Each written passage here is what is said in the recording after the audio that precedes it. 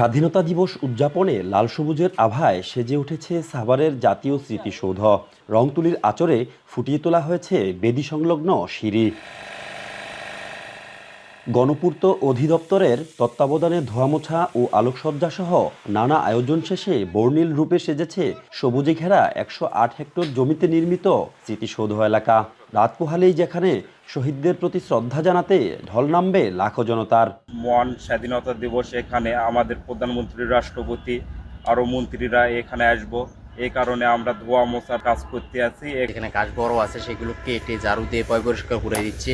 আমরা ফুলের কাজ করতেছি, এক একজন এক এক কাজ করতেছি। জাতীয় স্মৃতিসৌধের পুরো কমপ্লেক্সকে ধুয়ে মুছে পরিষ্কার পরিপাটিকরণ, রং তুলি কাজ, ফুল গাছ স্থাপন, লেক সংস্কার কাজ সহ বিভিন্ন স্থানে সিসি ক্যামেরা স্থাপন ইতিমধ্যে সম্পন্ন হয়েছে।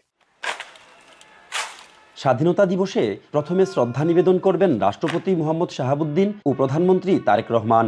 এরপর সর্বসাধারণের জন্য খুলে দেওয়া হবে স্মৃতিসৌধ।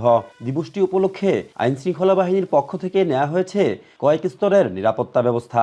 ঢাকা জেলা পুলিশের পর্যাপ্ত নিরাপত্তা ব্যবস্থা গ্রহণ করা হয়েছে এবং যারা ডিগনিটরি যারা এখানে আসবেন, শ্রদ্ধা নিবেদন করবেন, তারা যেন নির্বিঘ্নে এখানে আসতে পারেন এবং এখান থেকে শ্রদ্ধা নিবেদন করে নিজ নিজ গন্তব্যে পৌঁছতে পারেন। এবার এই জন্য আমাদের পর্যাপ্ত সংখ্যক আইন শৃঙ্খলা রক্ষাকারী বাহিনী মোতায়েন করা হয়। ২৬ মার্চ মহান স্বাধীনতা দিবস উপলক্ষে শহীদদের শ্রদ্ধা জানাতে পুরোপুরি প্রস্তুত সাভারের জাতীয় স্মৃতিসৌধ। রাত পোহালেই শ্রদ্ধা জানাবেন রাষ্ট্রপতি, প্রধানমন্ত্রী সহ রাষ্ট্রের বিভিন্ন স্তরের নেতৃবৃন্দ। এরপরেই সর্বস্তরের মানুষের শ্রদ্ধা জানানোর জন্য খুলে দেওয়া হবে সৌধ প্রাঙ্গণ। হুমায়ুন কবির, এখন সাভার। নায়াসিনামাইড ও স্যালিসাইলিক সমৃদ্ধ লিলি ফেস ওয়াশ যা ফেসের ডেড স্কিন সেল দূর করে দেয় দ্বিগুণ ফাস্টার ব্রাইটেনিং।